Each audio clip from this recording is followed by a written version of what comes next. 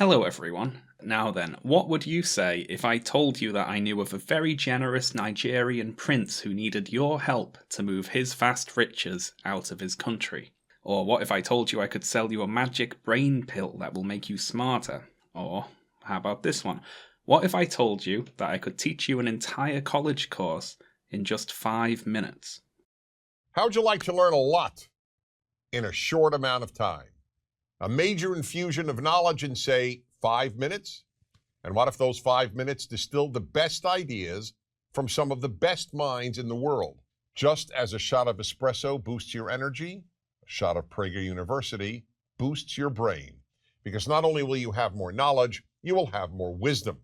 If you think I'm exaggerating, there's an easy way to find out. Just watch a course. That is Dennis Prager there in a video titled Welcome Prager University. That's right, Prager University is an online university. Now, I know it looks like just a YouTube channel and not a university, but it is a university. And I know the quote, courses look like YouTube videos, but they're not. They're real university courses taught by some of the quote, best minds in the world. You can tell this because they come with study guides. For example, here's the study guide for the video Feminism 2.0, which has sections to be filled in during and after watching the video, discussion and review questions, and a quiz with questions like, it is easy for feminists to forget that men A. Gave women the right to vote, B. Gave up their monopoly on political power, C. Invented birth control, and D, all of the above. Their answer, of course, being all of the above. Now, the horrible reality suggested by these study guides is that there is someone somewhere in the world homeschooling their children using these videos and, quizzing them on them afterwards, which, doesn't even bear thinking about, really, does it? So, okay, Prager University is not a university. It's not an academic institution of any kind, actually. It is a YouTube channel created by conservative talk show host Dennis Prager and funded by the billionaire businessmen, the Wilks brothers, who got rich by creating a hydraulic fracking company called Frack Tech. Seriously. So when you see PragerU videos with titles like, Why You Should Love Fossil Fuel, well, that's why. Now, the Wilks brothers also donate huge amounts of money to conservative politicians, such as when they gave $15 million to a super PAC backing Ted Cruz in 2015. So when you see PragerU videos with titles like Money in Politics, What's the Problem? Well, that's why. Now, I feel like I've came out a little harshly here. It'd be unfair, at this point, to just dismiss the whole channel as a biased conservative vanity project funded by two oil billionaires. So let's back up a bit. Why am I talking about PragerU today? Well, you, like me, may have noticed PragerU's videos being promoted all over YouTube, including sometimes on videos of mine and my lefty pals. Now, that's because PragerU has an enormous annual budget and spends a large proportion of that on advertising itself. Anyway, I had mostly ignored these advertisements until fairly recently, when via a series of tragic misclicks I ended up on this video, Who Needs Feminism?, featuring speaker Andrew Klavan, which begins with Andrew Klavan stating, I am an anti-feminist. And let me show you what I saw after that. Feminism denigrates masculinity in men by relentlessly calling us toxic for our flaws, rather than appreciating our natural qualities of energy, risk-taking, and leadership. But it also denigrates femininity in women, working to replace most women's commitment to relationship and child-rearing with male obsessions, such as career status and strength. What's the result? Take a look at the quintessential feminist icon, Rosie the Riveter, flexing her muscle. The truth is, any man of the same size and fitness can make a bigger, stronger muscle than Rosie can. Now, I feel like I could write a whole dissertation on the problems with these two paragraphs here, but I'll just read through them now quickly and try to give you the short version. So, here we go. Feminism denigrates masculinity in men. Now, hold on. Here's the first problem. No, it doesn't. Feminism doesn't do anything independently. It's not a monster that lives in a cave somewhere, plotting against men. One person calling themselves a feminist might do that, but other people calling themselves feminists will not. Feminism is an idea, with different interpretations. It has no individual agency of its own, and there's no supreme leader of feminism who sets the official feminism agenda. Anyway, short version. Right. Feminism denigrates masculinity in men by relentlessly calling us toxic for our flaws rather than appreciating our natural qualities of energy, risk-taking, and leadership. So, woe is me. People are saying men are bad instead of saying they're good. How unfair. But it also denigrates femininity in women, working to replace most women's commitment to relationship and child rearing with male obsessions such as career status and strength.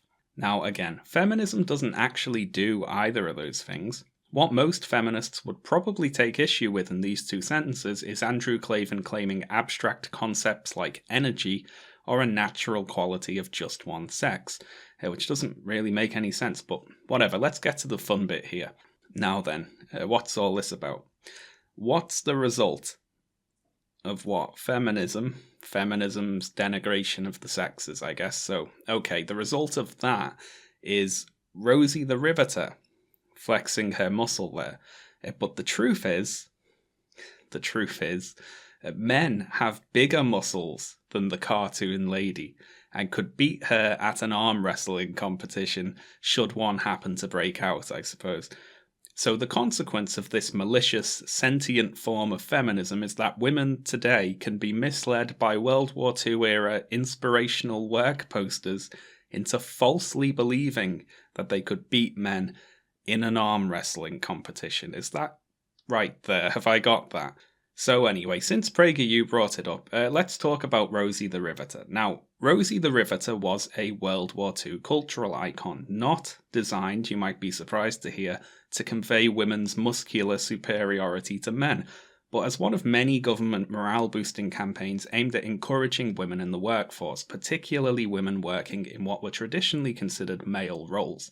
Now, why, you might ask, did the government want to encourage women to join the workforce? Was it as part of some evil feminist campaign to attack masculinity and erode femininity? Well, no. You see, during World War II, there was a labour shortage because a lot of the men had been conscripted into the armed forces, and so increasingly job openings in factories and the likes were filled by women. Women were encouraged to join the workforce to aid the war effort. That's why that was happening. We can do it, as in win the war, not like overthrow men with our superior biceps or something. And I would have liked to see Andrew Klavan try to defend his ideas during World War II. Women shouldn't be working in factories. That's a male job. They should be home looking after the kids and being all feminine.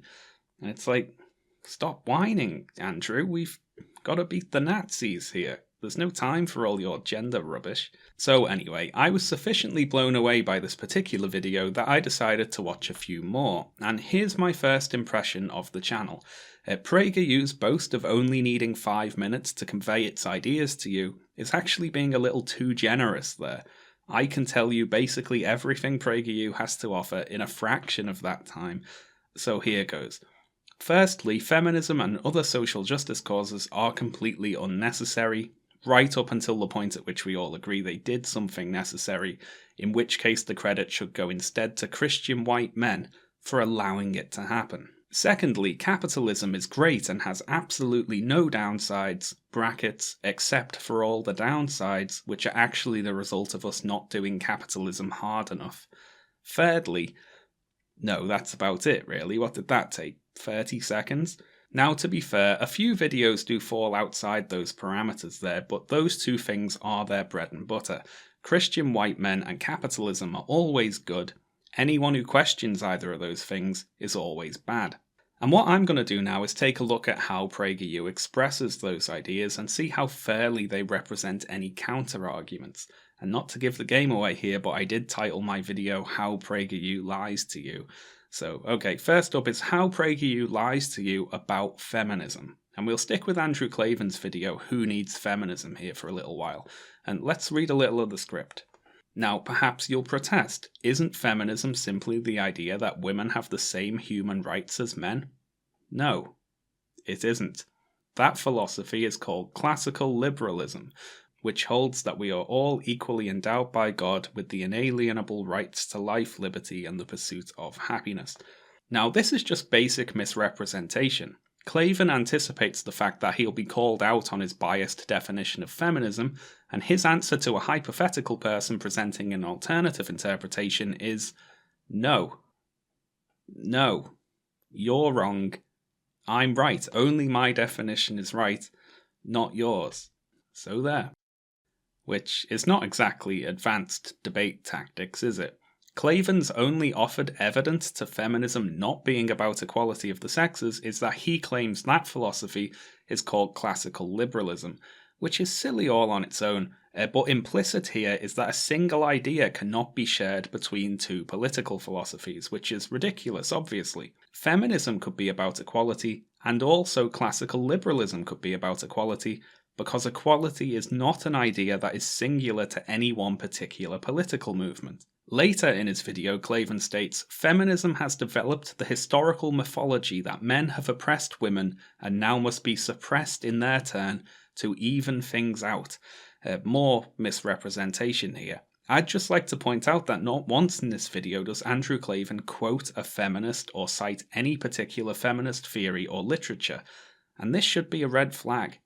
Speaking personally here, I have never met any feminist who claims feminism is about suppressing men to even things out. Mainly, I've met feminists who say feminism is about equality, but apparently they were all secretly classical liberalists or something. Andrew Klavan here is arguing against a straw man version of feminism that only exists within the confines of his own imagination.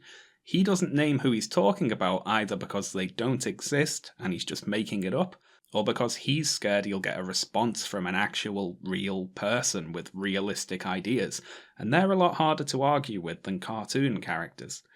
Speaking of arguing with cartoon characters, in their video Who Killed the Liberal Arts, which is one of many PragerU videos complaining about modern university campuses, we can see the following. There's some little cartoon professors there saying, "We repudiate the great humanist tradition on which much of Western civilization and the Western university has been built." What a foolishly self-defeating quote there from anonymous cartoon professor number 2. And later in the video, the cartoon professor really gives the game away when they say, "I seek only to confirm my own worldview." It's quite a candid confession there, and it's handy these cartoon professors are so forward with their hypocrisies, isn't it? You know, given we've only got 5 minutes to argue against them. Returning to feminism here, I'd like to use 2 PragerU videos now to highlight a favourite little conservative contradiction of mine, and we're going to look first at a video about the employment system, and then a video about the education system, and pay particular attention to how gendered differences are described and accounted for. So first up is the video, There Is No Gender Wage Gap, narrated by Christina Hoff Sommers, which comes to the conclusion that there is a gender wage gap. Let's take a look.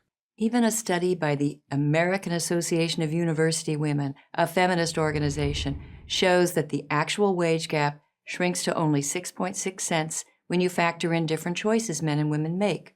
And the key word here is choice. The small wage gap that does exist has nothing to do with paying women less, let alone with sexism.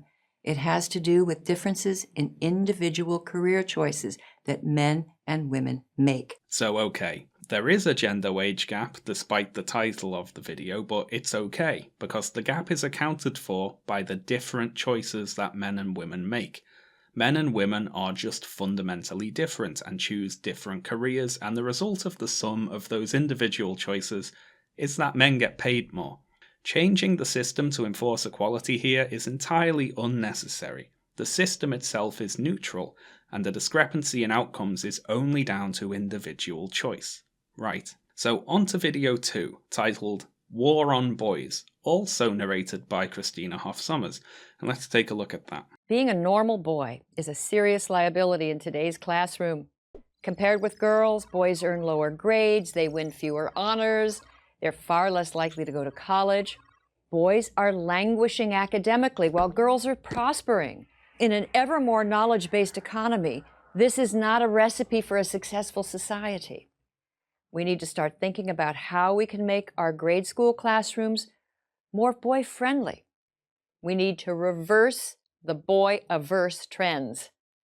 Male underachievement is everyone's concern. Now, I'm not sure I need to go through the second half of this argument here.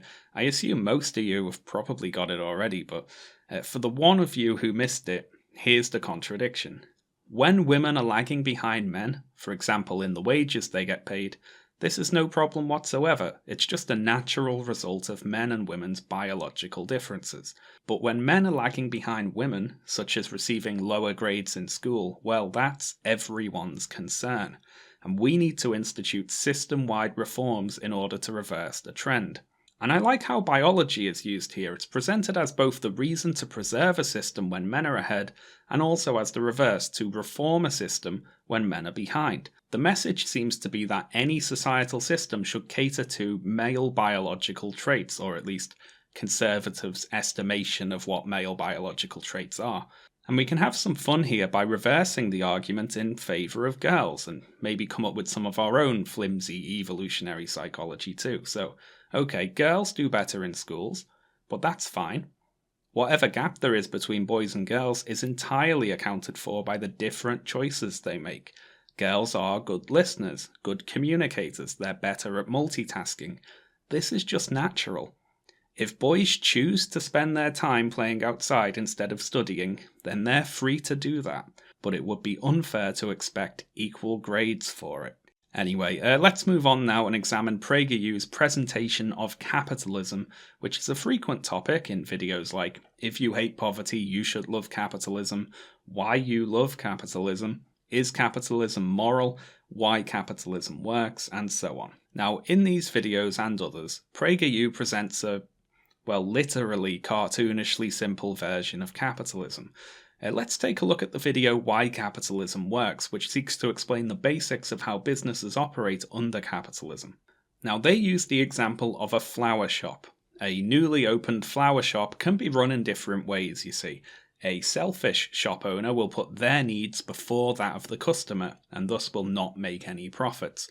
Only businesses that satisfy their customers will succeed. Under capitalism, a business prospers only if customers voluntarily trade for its output. Now, the majority of the time, this is how PragerU talks about capitalism. It's little cartoon people bumbling around making cute, mutually beneficial transactions. You know, I have a quantity of money, a store has a product I desire, we trade those things and both profit.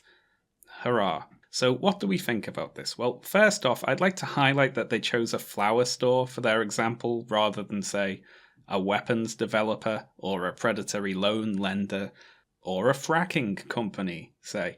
But since they picked a flower store, let's talk about that. So some flower stores are good and successful, and some flower stores are selfish and unsuccessful. They each make a series of mutually beneficial trades with customers, and naturally the successful stores do better than the unsuccessful ones, and what? The end? You know, we restart the simulation tomorrow? No, in actual reality things continue happening after that, so let's carry on with the example. The successful flower store, after all their transactions, has built up some wealth. And if they build up enough wealth, they can start to influence the market outside of those simple customer level transactions. Let's say they purchase the unsuccessful flower store and several others and unite them all under the same brand. So now you've got Flower Corp.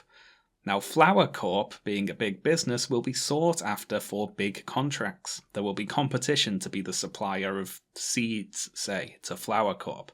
Flower Corp will be able to use its large market share as leverage to make beneficial deals with its suppliers, which will then mean they can cut costs on the consumer end, perhaps lower than it's possible for any startup business to compete with. This is one reason why big box stores kill off small local businesses, as well as, convenience. They can afford to sell for less because they buy for less because they buy in bulk.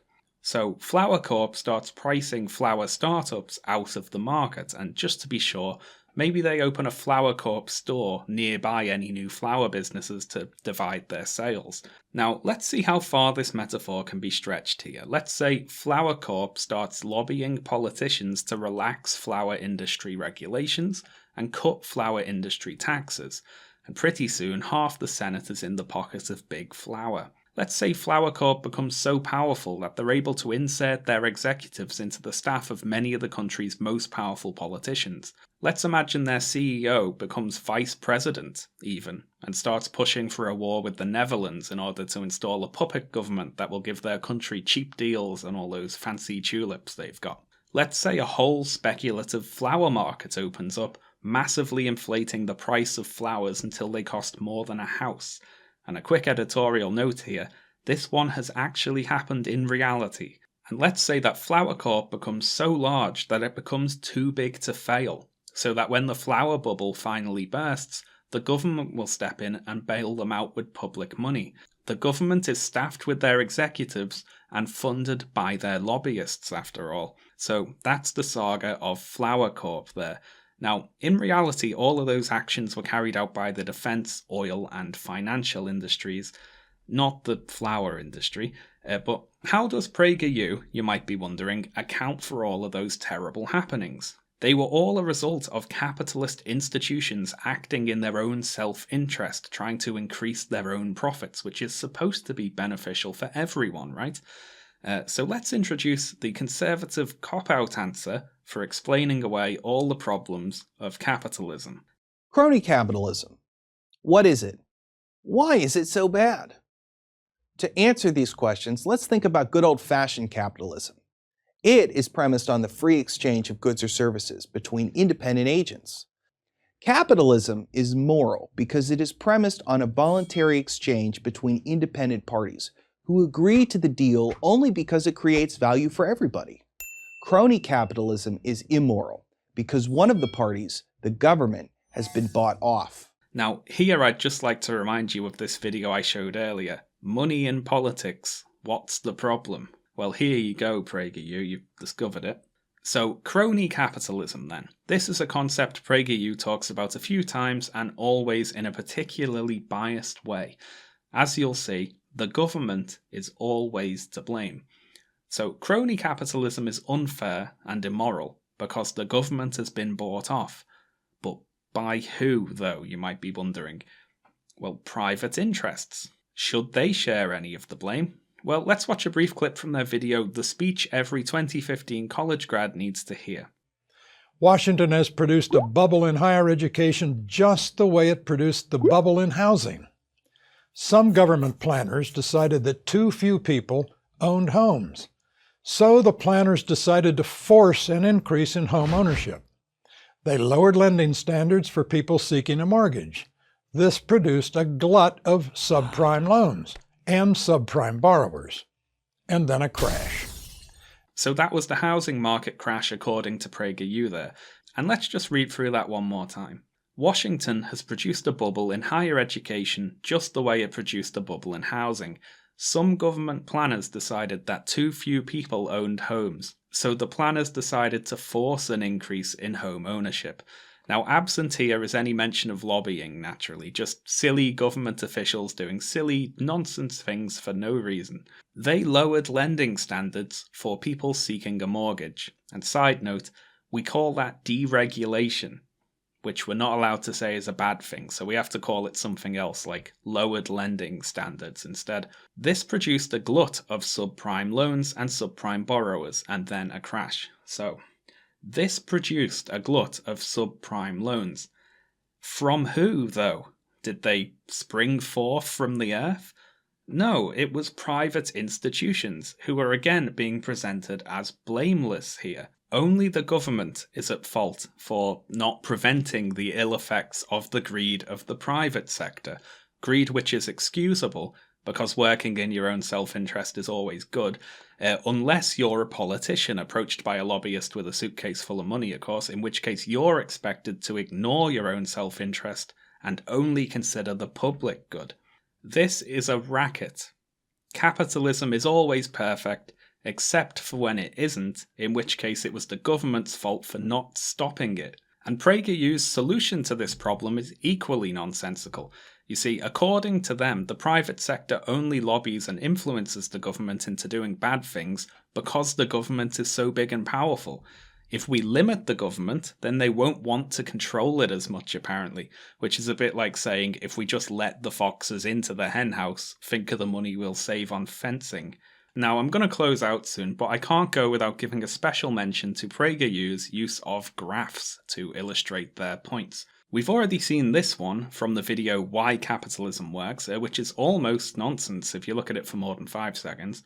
Here's another good one from their video Make Men Masculine Again, showing the masculine turning into the feminine over time, distance, temperature, who knows. This one's from their video Blacks in Power Don't Empower Blacks, which apparently shows Labour participation rates, but doesn't. You know, these are just 2 orange rectangles. There's no values on them. This one is from their video Why is Modern Art So Bad?, showing the, quote, decline of artistic standards. Now, the vertical axis is at least labelled here with standards, which are measurable apparently, and they peaked just after 1850 and then declined until about 1970 there, until there were no more standards. There are no artistic standards anymore whatsoever. There's this one from their video Hoover and the Great Depression, which shows industry with the economy lurking in the background there. And this one has 2 labels, wage rates, which are going down as layoffs are going up and getting dangerously close to that dark cloud there. I don't know what that's meant to signify, but it can't be good. Earlier in that video, we see this graph, prices for industrial goods, which started out in 1929 at nearly $3 there. Then prices fell to just $2 throughout 1930, holding steady just long enough to underline the words economy-wide deflation, which is handy. After that, there's more bad news, I'm afraid, with prices falling yet again, threatening to reach just $1, which as we know is the lowest possible price. Now, anyone can make rubbish like this. I mean, look, here's one I made, for instance. What does this show? Happiness increasing as number of feminists increases, I guess. Now, does this prove anything, this graph? And I'd just like to reiterate to any fans of PragerU who might be watching now, this is made up. Remember, I made this. Don't go around citing this. Now, you might say, Sean, picking on PragerU's graphs is unfair. They're not supposed to be real academic graphs. They're just little visual aids to complement what the speaker is talking about. They're not peer-reviewed or anything. And I would say to that, exactly, they're not real academic graphs, because this isn't a real academic institution. It's a YouTube channel. It can call itself whatever it likes, but a university, it is not. Thanks a lot for watching, everyone. I might come back to PragerU at some point. A few of their videos seem possibly worthy of a more in-depth look, so we'll see about that. Let me know in the comments. Just kidding. I never read the comments. I'm not a masochist. I do read my Curious Cat questions, though, if you'd like to ask me a question on there. Now, before I go, I should mention here a couple of things that PragerU got right. Their video Was the Civil War About Slavery is actually not bad. They do not come to the conclusion that you would expect them to come to. Also, PragerU get points from me for arguing against bailing out failing financial institutions, which I saw them do in a couple of videos. A lot of the time, conservatives will go on about the brilliant competition of the free market, and then defend propping up failing banks with public money or something. It's highly hypocritical there. So credit to PragerU for avoiding doing that. Thanks as always to all my Patreon backers for supporting me in making videos like this. A link to my Patreon page is below if you'd like to check that out. Right, thanks folks, I'll see you next time.